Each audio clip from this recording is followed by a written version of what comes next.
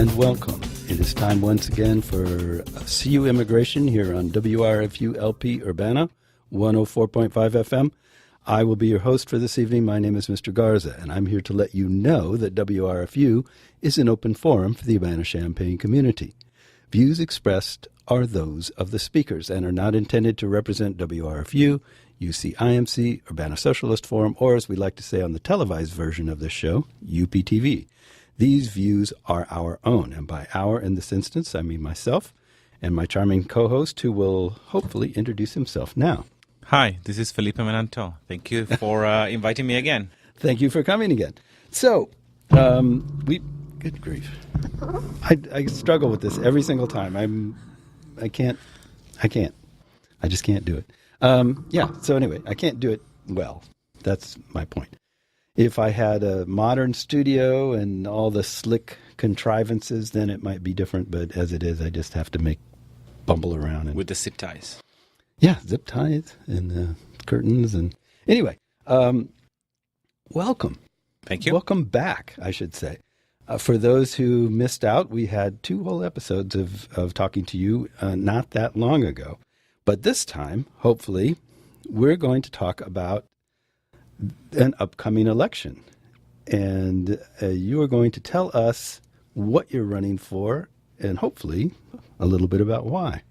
Sure. So I'm running for school board in Urbana. Uh-huh. I'm running for subdistrict D6. Mm-hmm. And I'm not running alone. I have a running mate. Her name is Carrie Brown Tess. And she is running for subdistrict 4 also in Urbana. And we are running in a shared platform. The idea is that we want to bring some changes to how the board has been acting over the last few years. And we decided to do this together. So she is challenging the incumbent in her subdistrict, D4, and I'm doing the same in D6 in Urbana. So Urbana is slightly different than Champaign. Okay. Urbana has these subdistricts. So it has 7 subdistricts.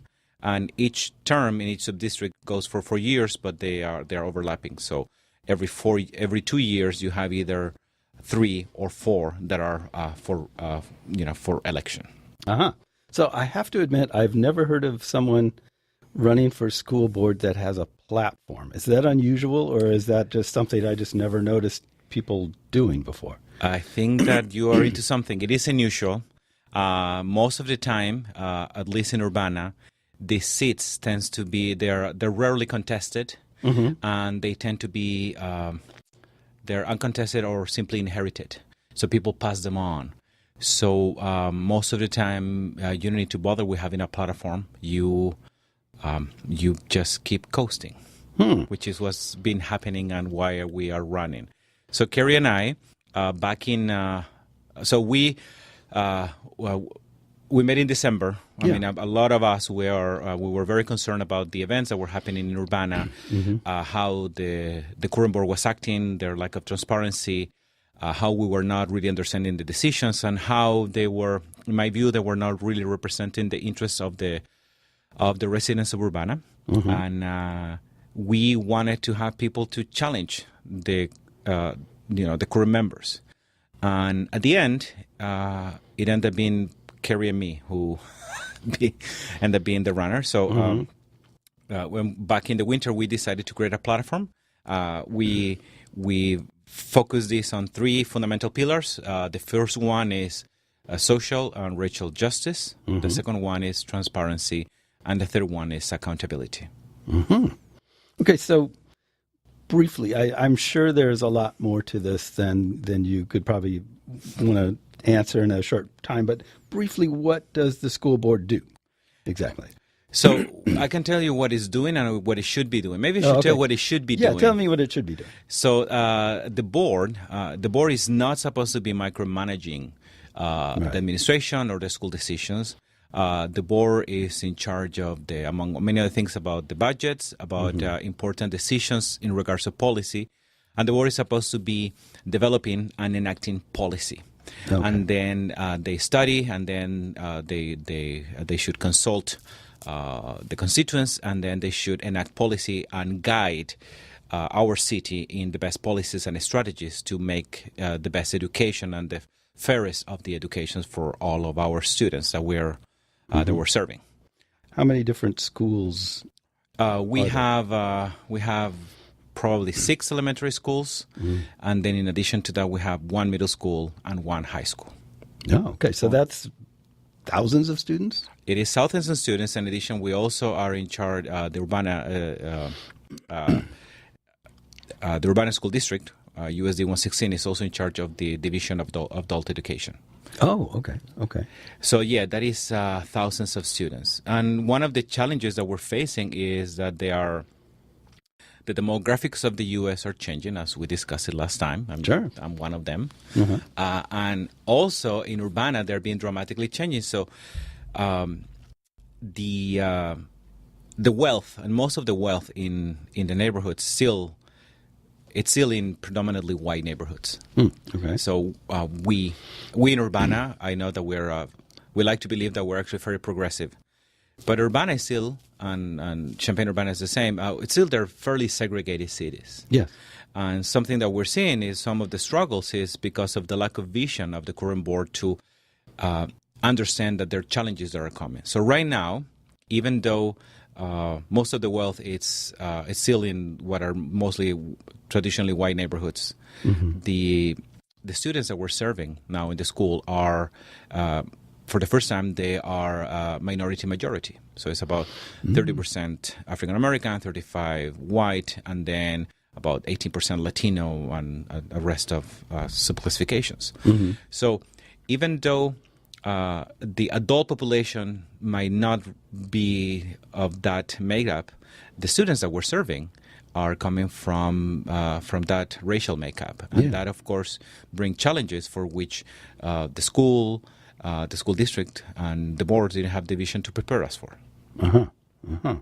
So your feelings is tricky terrain, because I'm sure you want to run a positive campaign and everything, but your feeling about the current board is that they're not doing enough, or just not doing their job at all, or somewhere in between. So I don't think that we have fundamental. Something funny is that when we started. When we decided to run for school board, I was actually very conflicted because I thought that why should I run? Right? Probably the people in the board are going to represent our interests much better. After all, this is Urbana, right? So I know that the members are going to have probably the same progressive views that we have, and they're going to be trying to address these challenges of the 21st century head on. And so I decided to ask around, and I understood that actually that was not the case, that some fresh approaches were needed. So no, I would not say that the board is not doing its job. I would not call them, I wouldn't put on those words, but I don't think that they're doing I don't think they're being effective right now. Okay. I think that they're fairly dysfunctional. I think that they are reactive rather than being proactive. They have not been in charge of developing and enacting the policies. They are being followers, and because of that, when things have gone wrong or have not according to their plan, they have basically panicked. And that's what we've seen. The problems that we have seen lately about changing the administration and having to pay an extra roughly $300,000 for this, that money that we didn't have and we could be using differently, it is because the changes that they were, in my view, pushed were actually, and the policy was actually pushed by the administration rather than by the board itself. And that tells you that, unfortunately, the board members, they might have similar views to what we have, but they have not demonstrated to have the leadership to guide us now. And that's one of the many reasons why we're running. Are they out of touch, do you think, or they just don't understand their jobs, or some combination thereof? I would think it's a combination. So one of the challenges that we're seeing in the U.S. right now is all of these changes in social demographics. I've seen social change in my lifetime that I don't think I could have seen before. I mean, things are changing rapidly. The whole, I think finally we are changing our views with immigration, as we discussed last time. Yeah. And we're also mainstream American, white America, has slowly waking up to the dysfunctional and to the white supremacist practices that have segregated and really oppress chunks of our population. Right. So we're slowly waking up to those realities that have been there forever. I mean, I think that Ferguson was a catalyst for many people. Yeah. Trevor Martin as well. The fact that even though we had Obama and people believe that illusion that we have a post-racial America, it was just an illusion. It was all really, under there. So we're seeing these challenges. We're seeing the slow wake up to challenge these structures. For the current board members and for probably the mainstream view of the board, this is something that we should try to do. It's not something that is the main objective. Ah, I see. Right. It's something that let's try to also achieve social justice while we pursue other things, while we improve the buildings. It's not their top priority. It's not at the forefront. It seems to be an afterthought. Yeah. I don't see, and many of our friends and our base, we don't see really a strong commitment to social and racial justice. I don't think they're against it. No. But we need more. We need more than agreeing with something. We need fundamental change. We need bold policies. We need to do something about the poverty, also in Champaign County and in Urbana.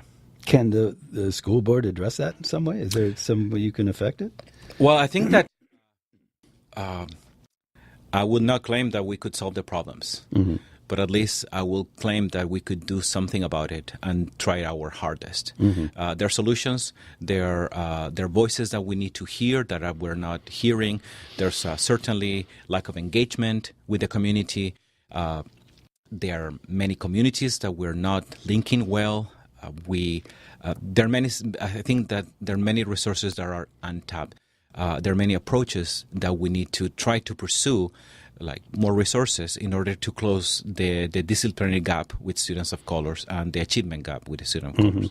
We need to do that because these are our kids. Yeah. These are not somebody else's kids. These are the kids in our community. This is our village. So if we don't take care of them, who is going to do them? So that should be the first priority. Right. And you yourself have kids, right? I do have kids, and I love them with all my heart. I hope that they listen. Hola, Nathaniel, Ian. But I have to say that I'm not doing this for my kids. Oh. I'm doing this because I want my kids to have a better community. Yeah. I'm not doing this for my kids' education. There's this in I would say in Western society. Yeah. We have this agreed upon idea that you are considered a good parent if you try to get the best for your kids, the best for your children. Right.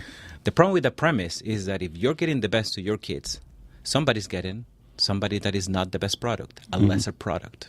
You see, and we are all in this, in this rapid race to get the best for them. And while we're doing this, we're failing others. So I have the radical idea that maybe as parents, instead of focusing so much in the wellness of our own kids, the metric of a good parent should be making sure that all kids do well. And I think that's the mission of public education. I agree with that, and I really like that a lot. One of the unaddressed aspects of this notion of individuality that is so common in this country particularly, but West generally, as you say, is this idea of you're working for yourself. I mean, it's in a sense it's connected with capitalism. Yeah, we won't go there because well, we could go there, but yeah, I know exactly. Right. I mean that's tricky terrain for the average listener who's like, what? Wait, what's wrong with capitalism? What are you, a communist? That the point isn't that. It's that it's tied in with this notion of people work best when they're working for themselves or their own self-interest. And so the concept seems to be everybody can advance if we're all looking out for ourselves. But as you point out, when someone has the best, that means someone has second best and third best. If you're divided up like that, then it's apportioned depending on luck, circumstance, a head start, privilege, all sorts of different things that go into where you end up. Where you start out has a lot to do with where you end up. If I start here, I'm going to end up there a lot sooner than you if you're starting back here. So I like that notion that your job is to look out for all the kids, not just your kids. Like if you said, I'm doing this because I want my kids to have the best education possible, it's sort of the other kids are kind of an afterthought, really, exactly. to that. And I guess that's what you're saying, right, is that I'm consciously deciding that I'm doing this for the community, not for my kids. Exactly, right. And I want to, so there are 2 points that I wanted to address. One is that when you're saying that about capitalism, that is, or the notion that we only improve or really reach success when we do something for ourselves, for our own interests. We give our best when it's personal. For us, right. But if we, and I think that is largely correct, but you can flip it a little bit and say, what if my happiness is actually the welfare of my community? Yeah. And then you're still doing it for yourself. I mean, at the end of the day, even our good actions, we do them for ourselves. We do them because of the joy that it brings us. Yeah. So if we flip that, and instead of it's the pursuit of things or of wealth becomes the pursuit of wellness in our communities, then I think, that's community. And that's where the word communism comes from community as well. So. Yeah. There's a big difference. I'll say this for the listener, just so any casual listener who's driving by going, all right, what are they talking about? There's a big difference between the ideal of something like, say, capitalism or communism or socialism and the practice that ends up being put in place by this country or that country. It's a huge difference. So don't be confused by these words. And think that we're saying, Russia was a lot smarter than the U.S. because they were doing, we're not saying that at all. Russia was never any more communist than China was or is now. And if you think about our families are communities. Yeah. You all work for ourselves. We all try to help each other in our families. And that's kind of like, and that's why families are so important for us humans. That's how we protect it ourselves.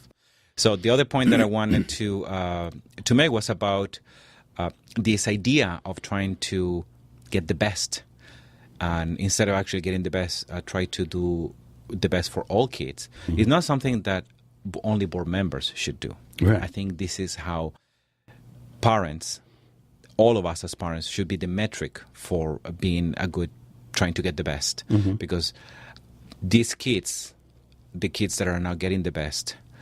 It's not that these are our kids. They're part of our community.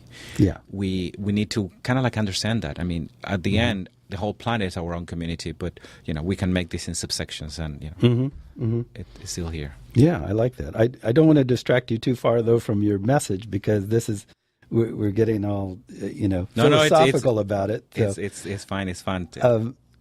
As far as running a campaign goes, how do you do that for something like school board? I mean, do people pay attention? Are you finding that people are like, yeah, I'm really concerned about the situation and I want to hear what you have to say, or how are they reacting to you? Well, I think that for the first time in maybe 20 years, people are paying attention in Urbana to this election. And that is because Kerry and I, we're running as a bloc. And we our coalition is called Partnership for Change. Yeah. And we are our idea is that if things work out and if we both get elected, we will both be in the board and we will have the same. We will not be alone. We have more momentum. We will have the critical mass to push the changes that are needed. You don't want to have just one progressive voice that then gets ostracized, as it happened in the past. Yeah. So how do you? Yes, and people are paying attention. I would say that. That is the best outcome of the campaign. The fact that when we started, it was actually very silent. People didn't even know there was election in April. Most of my friends, me included, we didn't know who our representatives, the members for our sub-districts, because our board has been really working in silence, and it has been working pretty much like a private entity not being very transparent. Yeah. And when things go fine, and you don't care, right? Things are going well. But that has not been the case because of the changes that we've been trying to do in discipline that end up causing disruption in the school. So we now have a conversation. Now it's wonderful that if you drive around Urbana, you see yard signs everywhere. When we started, we developed this platform early in January, but we didn't know what the position of the incumbents was because they never had to have a position. Yeah, so just I'm running for school board. They didn't have to. They were running unopposed, so there was only one candidate. Ah, okay. So that's usually how it happens. And then the good thing is that eventually they did put a platform, and we are actually very, very happy to see that it's not different from ours. It's only there's a shuffling. It's not that social and racial justice are not their main goals. It's something that they want to do while they're actually doing other stuff. Yeah. And I'm very happy to see that we don't have fundamental problems in terms of ideology. Now, Kerry and I really prompt them to do this, and I'm happy that this is happening. This is how democracy should work. I mean, it's kind of sad that it takes for us to do all of this work for the incumbents to decide to tell us what they stand for. And that actually, it's interesting that then they also decide to run together. Oh, they're running as a block as well? Oh, interesting. So this is, I mean, it's amazing. All of this energy that suddenly is happening in Urbana, the signs, their forums. There's going to be actually a forum on Thursday. Organized by WUNA, the West Urbana Neighborhood Association. Thursday, let's see, today is, when we're recording this Monday, March 25th. Thursday the 28th. It's going to be at 7 p.m. at the church on Green Street. I think it's a Unitarian church. Unitarian church, yeah. The one on Green. And of course, it's open to the community. And there's going to be a forum where all 4 candidates for these seats, we're going to be present. We're going to answer questions and have opening remarks. And this is wonderful. This is the kind of stuff that usually never happens in Urbana. Some similar energy is also happening in Champaign, where you have 3 candidates, 3 very progressive candidates who are running also as a coalition, and they are trying to push similar agendas. Yeah, I will admit, for the sake of transparency, since we're talking about transparency, that I've had a lot of dealings with the Champaign School Board because my day job is I work in preservation, and they have recently done a great deal of damage to the historical fabric of the community through their efforts to expand the schools around Champaign. So I've had a lot of interaction. I've gone to lots of school board meetings and seen how they operate and everything, and I can get a sense from that experience what you're talking about in terms of like transparency, because they are completely opaque about things that they would rather not talk about. Correct. And very transparent about things that they do, so they can say, oh, we're talking about all of this stuff, and they just kind of sneak in the other things kind of behind. So that's very easy, because it's honestly, it's difficult as just a community member to go sit at one of those meetings and have any idea what they're talking about. Because, they take up this from the last meeting, we discussed this, and now we're going to just talk about this again for 5 minutes and then go on. And you're like, I don't know what that was. I wasn't here, and it just kind of goes over your head. So in terms of transparency, I guess what I'm getting around to is, how do you make your meetings, your deliberations, your everything more transparent to a community that, honestly, we have to be fair, is only going to be paying attention occasionally? Right. How do you keep them involved, or get them involved and then keep them involved, I guess is my question. So part of the transparency is illuminate the public in how the decision making is happening. Okay. So most of the decisions on the board, they just happen, and they simply vote, and then dismissals, decision on where they're going to put a new center, it's done without any discussion. And they have this agreed upon rule that they shouldn't be any. They try to avoid dissent, and they try to work as one body. And I like the idea. I like the idea of have a single voice that gives you strength, so there's no fractures or fissures. But I think it's a disfavor to democracy. Board members And that's something that we're challenging and we pledge to do. We will openly dissent of decisions that we don't want to follow. And we will also be open to discuss publicly the decisions, just how you develop policy. You don't develop policy in a vacuum. You consult. You form small committees with experts and people respected in the community who have voices, and you try to bring all of those voices together, and there's an open discussion, and then after that hopefully you reach some kind of consensus, and then you can develop a policy. The decisions, so that's the lack of transparency. The decisions simply happen. You don't know who motivated that decision, who was the person, but then you see that the votes are 7-0. Do they get together in private and talk it out and then just go and meet and vote on it in the meeting, or how does that? So there are open meetings and there are also closed-door meetings. What happens in the open meetings is that there's actually very little discussion. They simply vote and they agree, and it seems to me that they decide to agree on this beforehand. Must be. They don't just all come in and go, oh yeah, I am with him. Exactly. And then the other problem is that there's no good space for the community to express themselves and consult and raise their concerns. Yeah. So there's I guess it's the same in Champaign. There's a period of open comment where you can have 5 minutes.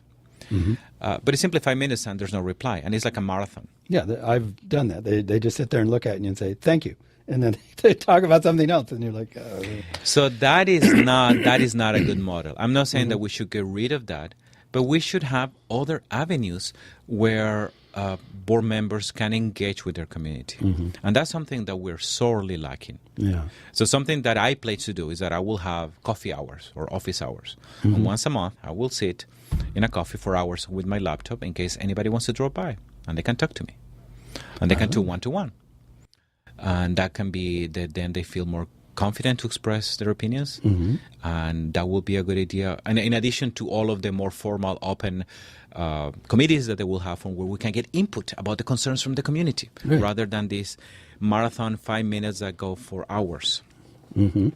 Well, we're approaching the end of the first half hour here, so I want to make sure we get this. Your candidate forum is when again? It's this Thursday, March 28th at 7 p.m.